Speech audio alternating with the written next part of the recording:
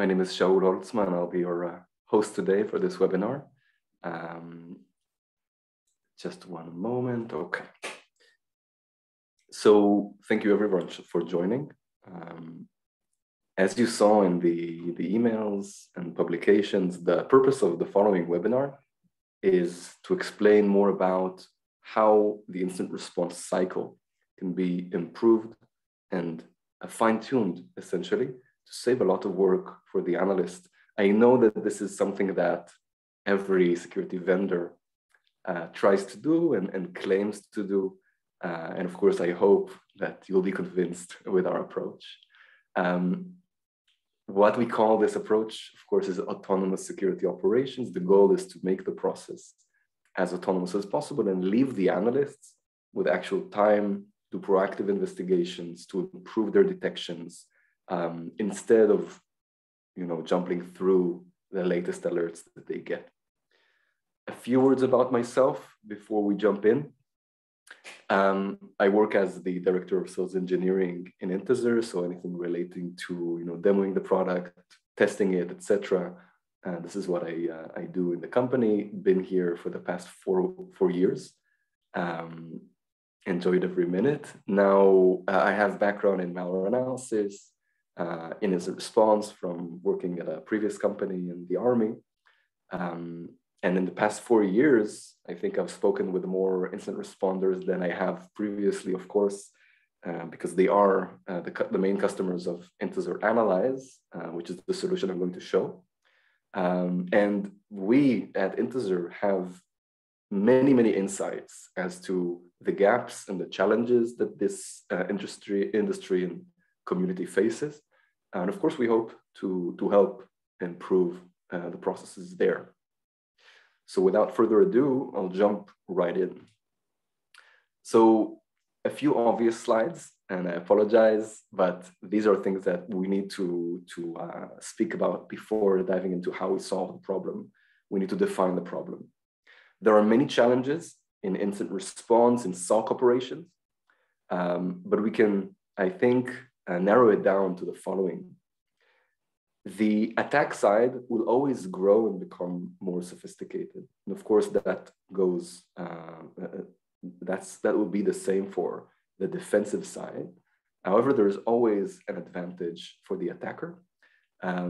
So there are more adversaries. It becomes easier and easier, of course, to create a new threat, a new attack. You have many resources online. There are more attack surfaces. We've just seen in the past few years how it's not only vulnerabilities or misconfigurations or the human element to it, but it can also be completely unknown through supply chain, etc.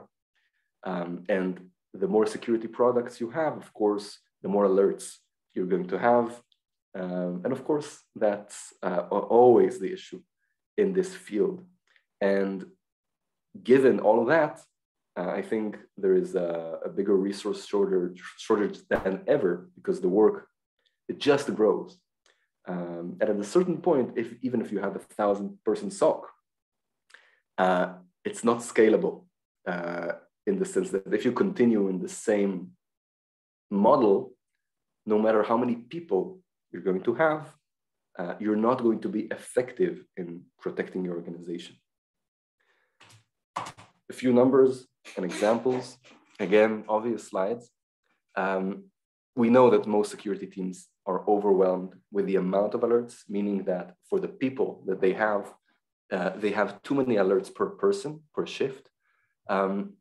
Usually, organizations that have been breached in the past attribute that breach to a lack of cyber skills. And honestly, when you have so many alerts, it makes sense that something will slip through the cracks, especially if you don't have a clear way to prioritize those threats.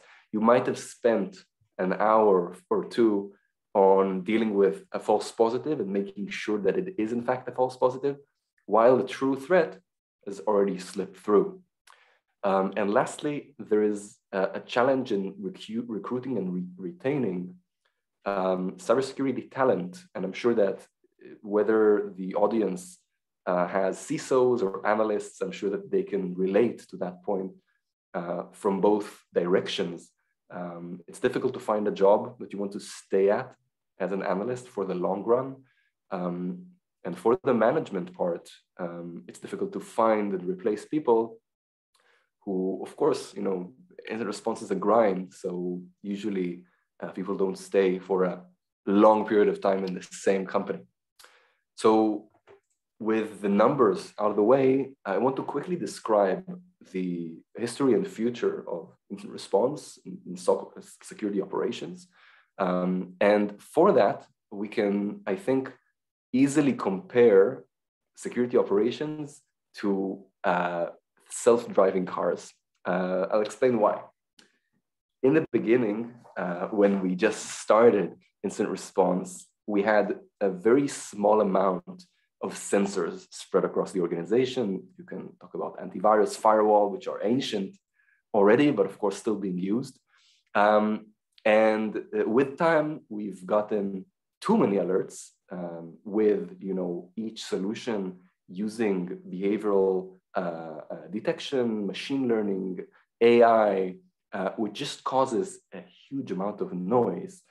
It does mean that you're more likely to get an alert for the real threat, but that means that with each true detection comes many, many, many false positive detections. And of course, you have alerting coming from various sources in the organization, not only the endpoint network, but additional solutions as well. Then we started having assistance in that process. So as we used to drive completely manually, as I still do today, today you have real solutions that can, provide self-driving with the driver or user still being there, with one hand on the wheel. So it's not completely autonomous. And today also you have SOAR solution, XDR solutions that already automate a lot of the, menial tasks that the analyst does day by day for each analysis or incident. So the SOAR can connect between all of those solutions, or as the SIEM did in the past, can aggregate different types of alerts into an incident. So overall, making the data a bit more mature. So it chews up the data a little bit, and then you need to deal with that later. The problem is that in order to reach a completely autonomous process, there needs to be another step, essentially not only connecting between the different solutions, like grabbing a file from there, uploading it there, getting the result here. You need to mimic the actual decision-making capabilities that a person has. And again, the person is necessary there. You don't have security operations without the analyst. But the analyst doesn't need to spend all their time investigating the false positive, while a machine can do that already. And then the analyst can actually dedicate the time to investigate true alerts. So how do you mimic the actual decision-making process? That's, I think, the million-dollar question. And again, let's just define what that means. So in order to autonomize the security operation process, you need to be able to automate triage. I think that's one of the biggest bottlenecks we see in incident responders in any enterprise, because you get so many alerts, and the initial triage means, what's the most important thing I have here? What can wait for later? What is completely irrelevant? What do I need to immediately escalate? I have to answer all of this in order to properly maintain our incidents currently. In addition, response should also be automated.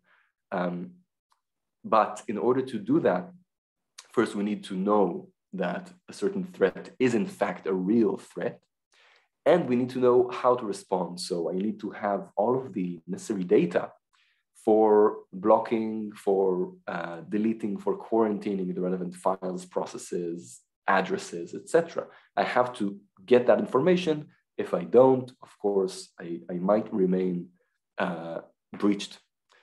And lastly, I need to automate the hunting process. And with hunting, I can also combine that with threat intelligence generally. Hunting means I have a threat, I know I'm breached. Now, I need to proactively search the organization for anything that my solutions might have missed. The EDR, and I'll use the EDR as the main example here because from what we hear, at least, that's the major source of alerts in most organizations. The EDR might alert on the process or a file, but then if that already spread or has achieved persistence in some way, there are cases where the automatic deletion and removal and quarantining doesn't remove everything. And how can you really be sure? So that is what I would define as hunting, finding additional infections in the organization proactively. Of course, that can be derived from an incident or proactively because you know that a certain threat is targeting you. And you can combine threat intelligence there because the same data can be used as detection content in the day-to-day.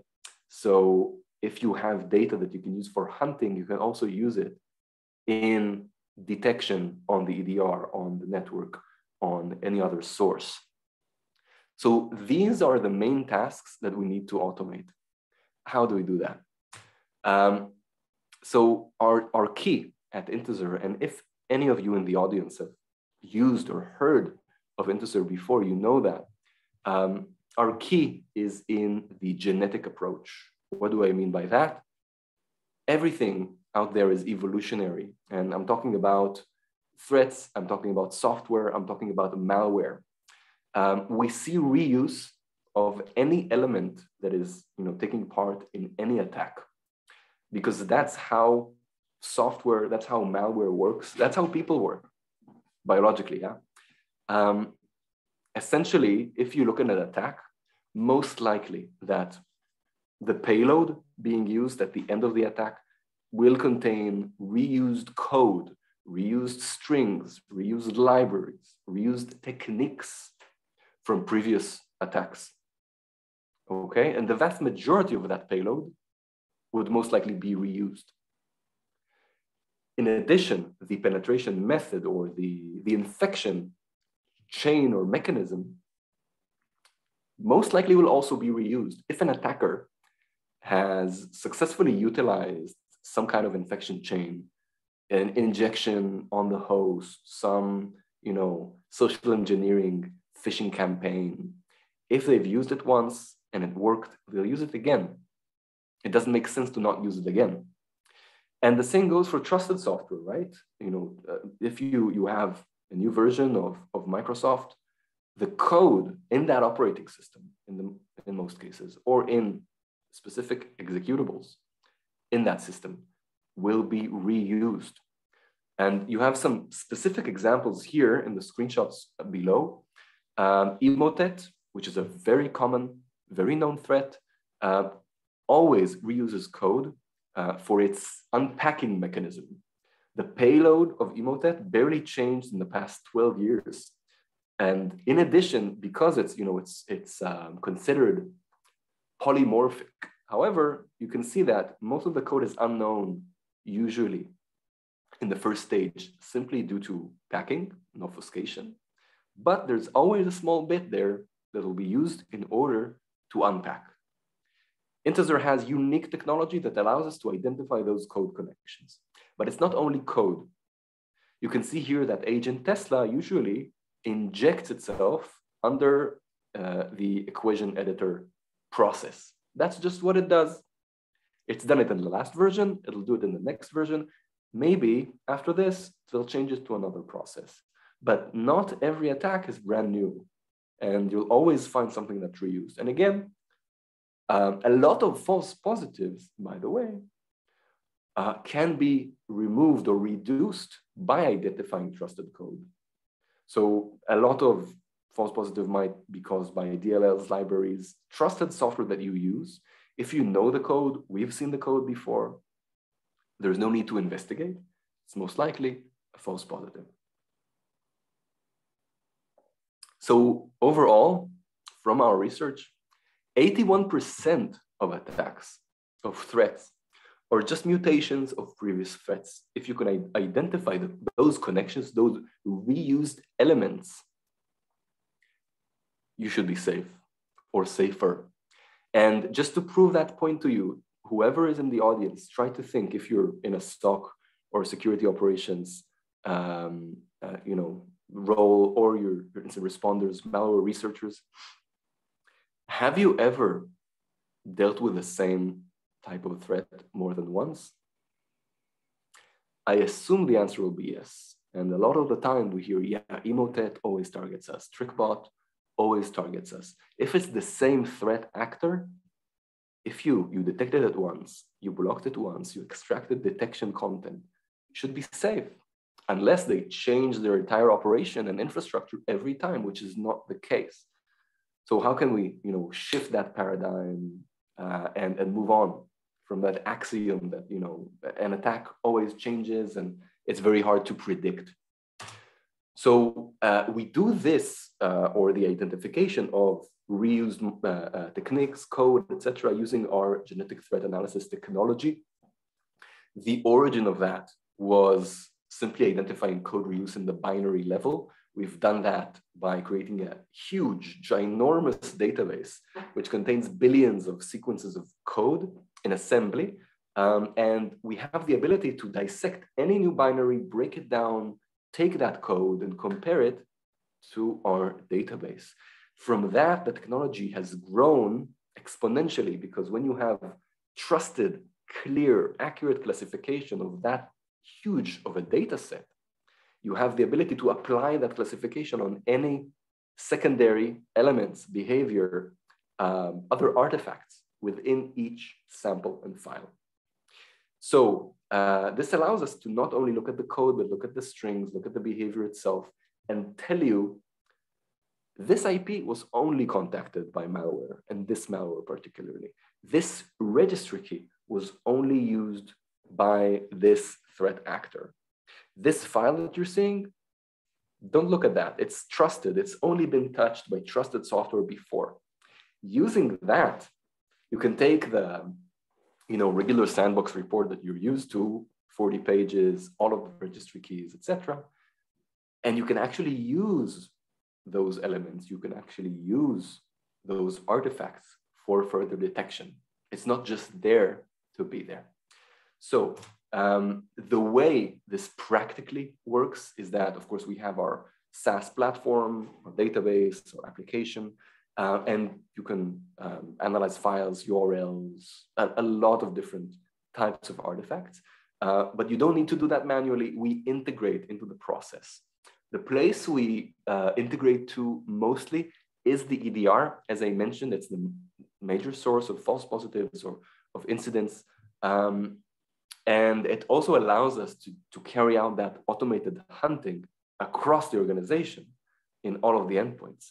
But we also have connections through SOAR to other platforms as well. The way this operates is that, let's say we want to connect to your EDR. We set up a connector on our side that listens to alerts coming from your EDR. It grabs the hash, the file, any information we can take. We analyze that and give you back our classification on the alert itself. I'm going to show you a demo. What you get out of that is clear classification of every incident, which means you reduce false positives, you classify and prioritize alerts based on the type of threat that you're seeing. And you can recontextualize the investigation. Instead of you manually going one by one, usually there's no real alternative to that. We already done that. You just need to make sure that you get the right detection content, that you are able to identify further threats, and it's basically a done deal. In addition to identifying these threats actively, reactively from each alert or incident, our solution also collects that data from any file that we analyze.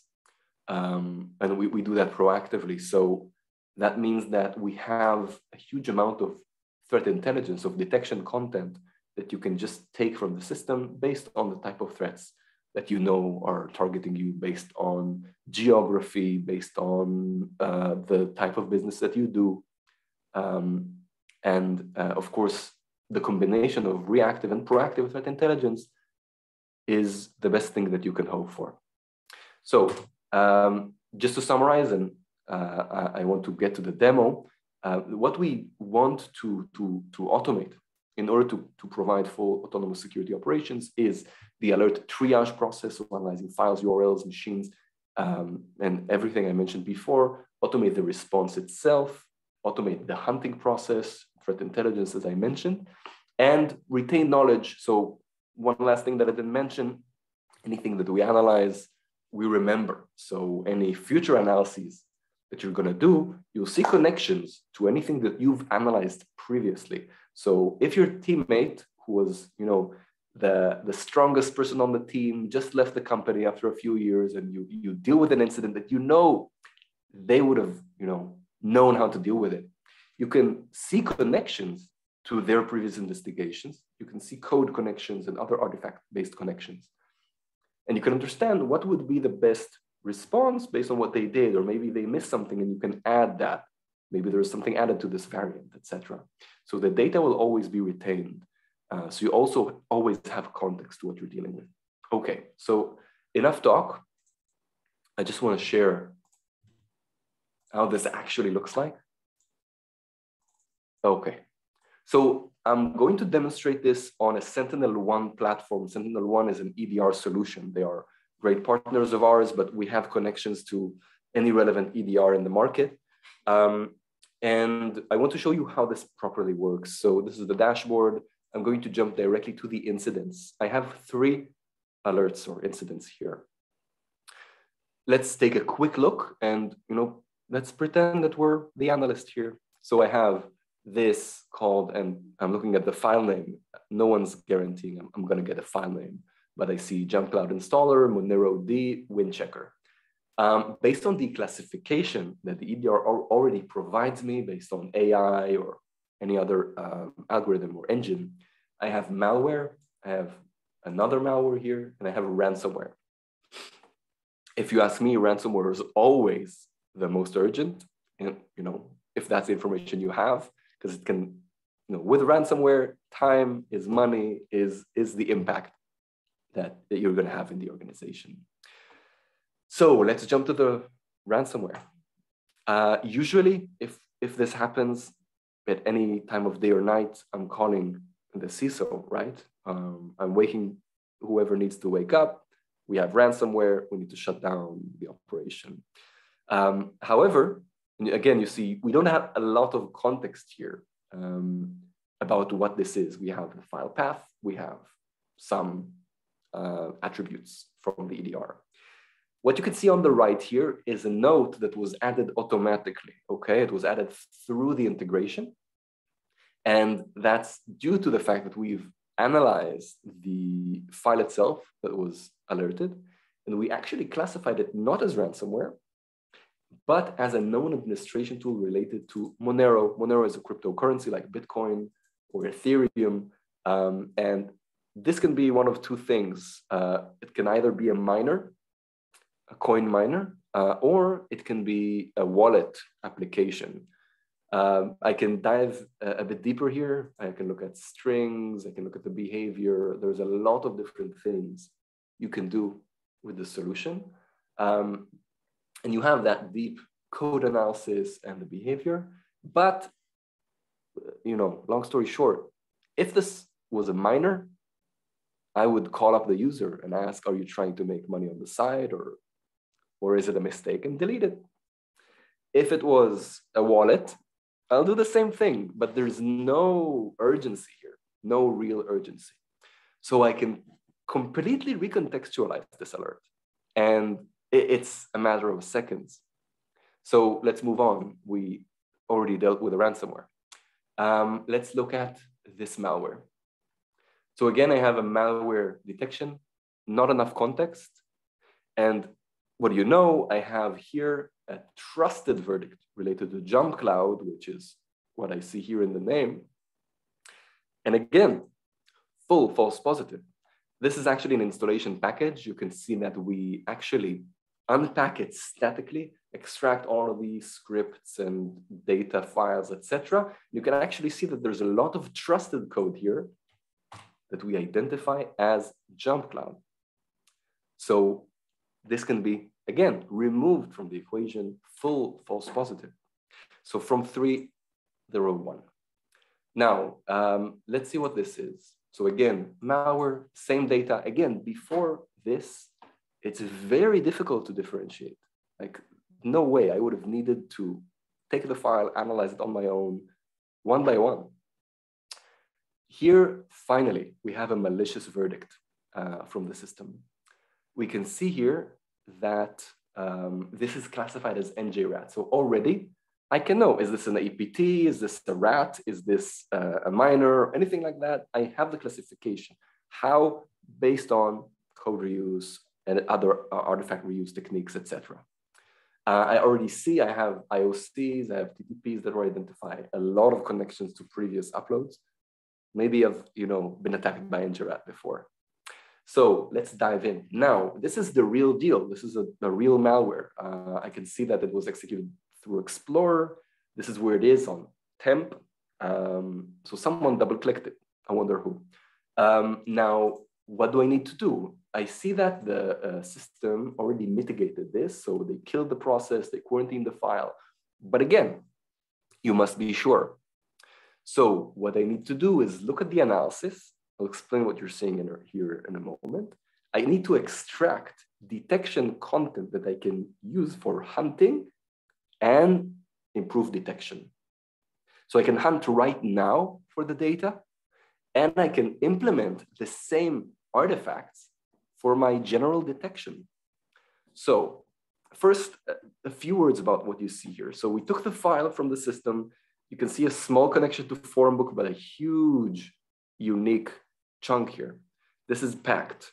This is how a packed file usually looks at Intezer. When it executes, this is all automatic, it unpacks the payload and identifies it in memory. So we have NJ-RAT here clearly.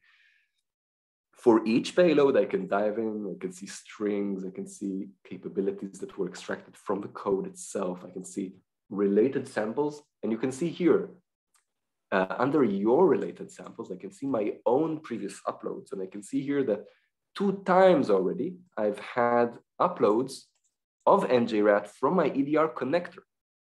And also, this user, which is myself, have uploaded similar files in the past, but these major connections show that this might be something that was repeated. Now, on the top here, you have another set of information, which is mostly behavioral. So you have TTPs, so I can understand what kind of capabilities this malware does, mostly process injection, I see. I can look at IOCs. This is not, I wouldn't say this is a new revelation or not something you can get in any other sandbox. Network IOCs, file IOCs, and just general behavioral information. But we'll get to the interesting part in a moment. Just notice here, we see that the process here executes the following command to open an exclusion in the firewall. Classic. Some DNS resolutions, file activity, over a few dozens registry keys, over 100, sorry, or 200. So there's not a lot of data here that I can utilize. This is where our unique capability comes in. As I mentioned, our ability to identify the reuse of artifacts, of different types of techniques. This is where you can utilize this data for hunting and for detection.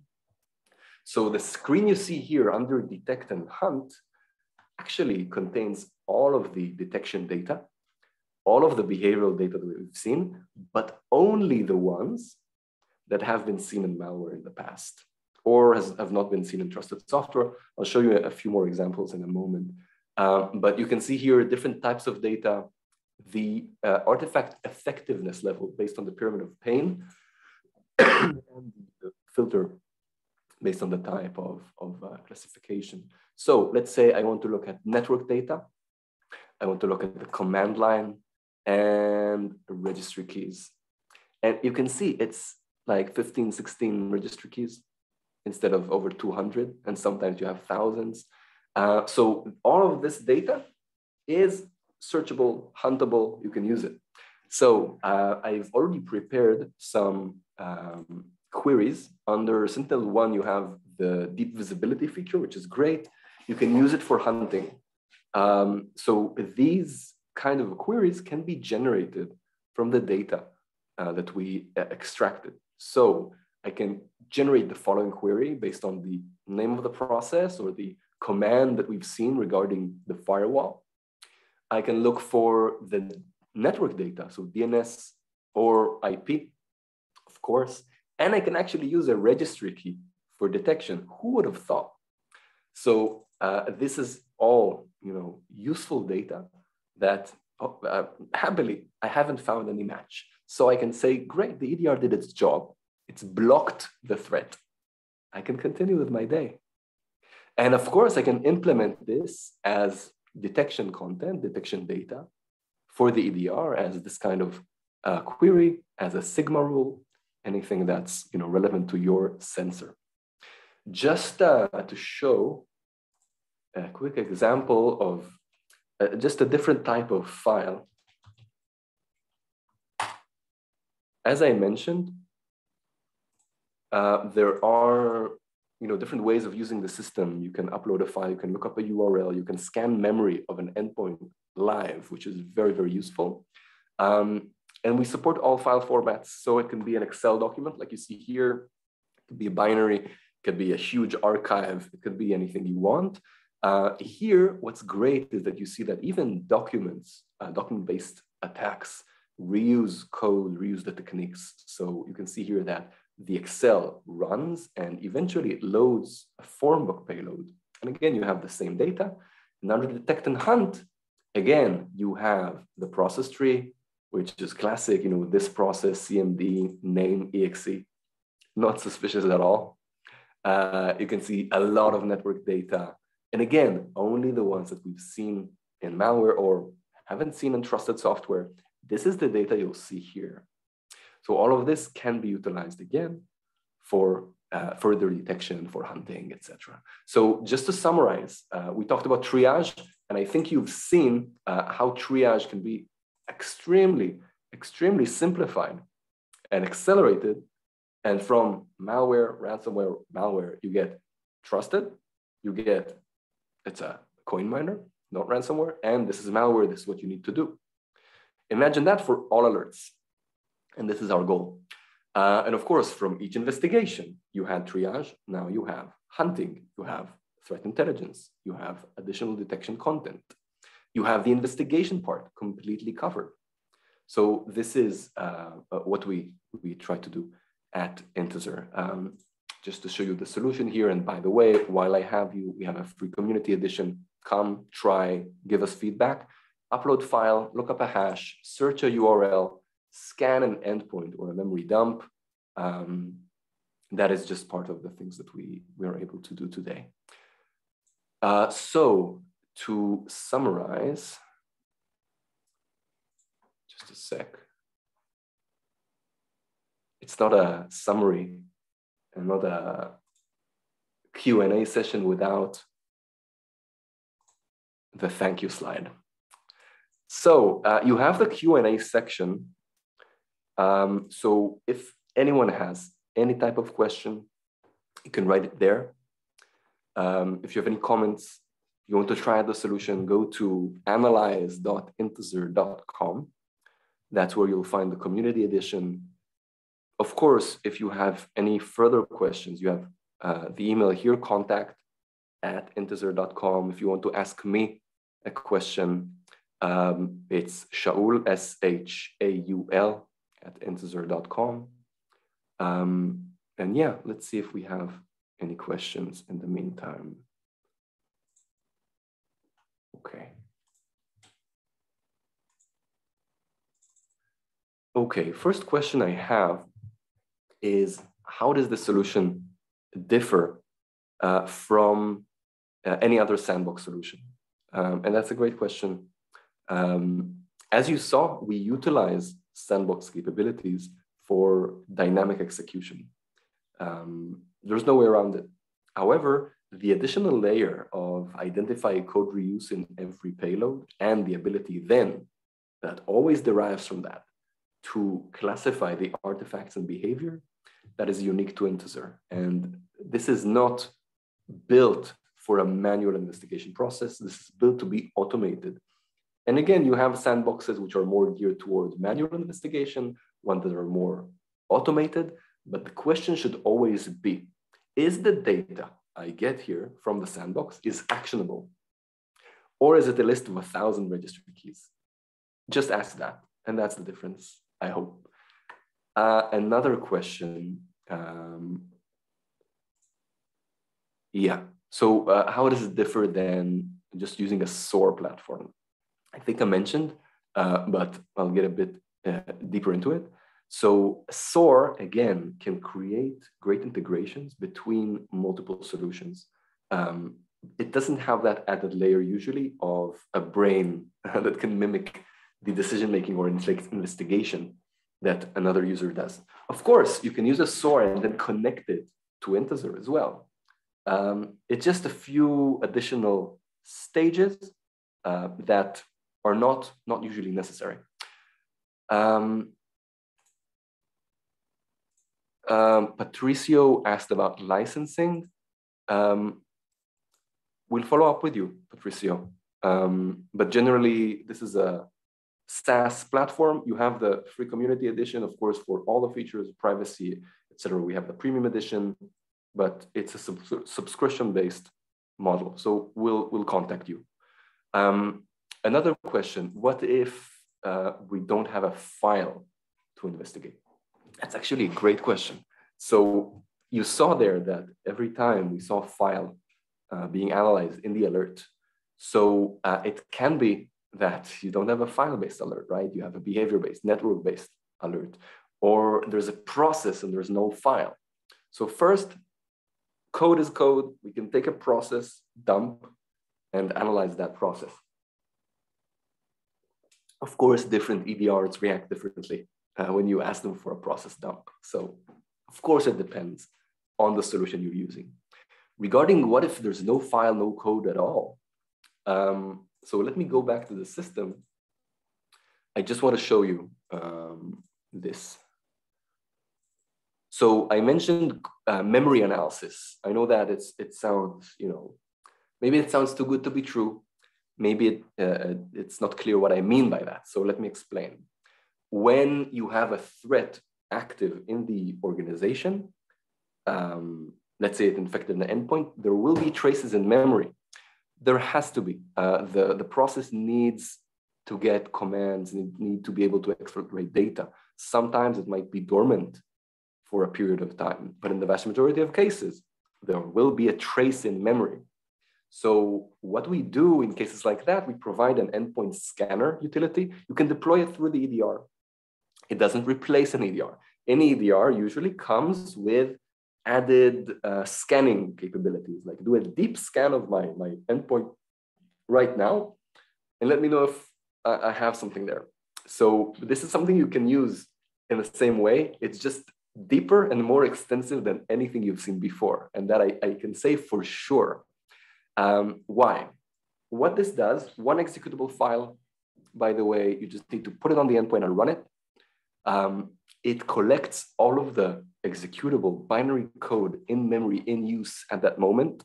So it doesn't just take metadata or files or stuff like that. It looks at memory and it uploads all of the binaries, all of the executables it found, analyzes them using our technology, and gives you a result. So all of the processes and their classification. If the endpoint is infected, maybe you saw some suspicious activity, behavior, traffic, you run it, you get a result in 5 minutes.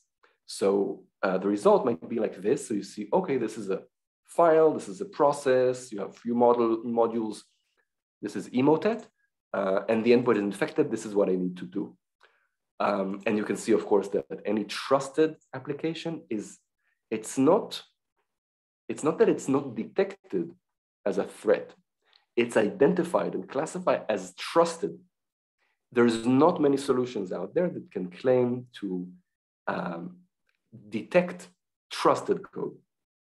So if the endpoint is clean, of course, the endpoint will be clean and you'll see exactly what was identified as trusted. So again, this is what I would do and what we recommend our clients to do when they have detection that is not based on file, not based on process, and you just want to explore what's going on, but not, again, drown in a sea of data.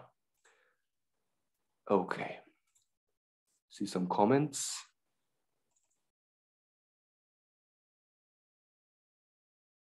Thank you very much, Ryan. I really appreciate it. And thank you, Nadia. Thank you for revealing to anyone that I have COVID.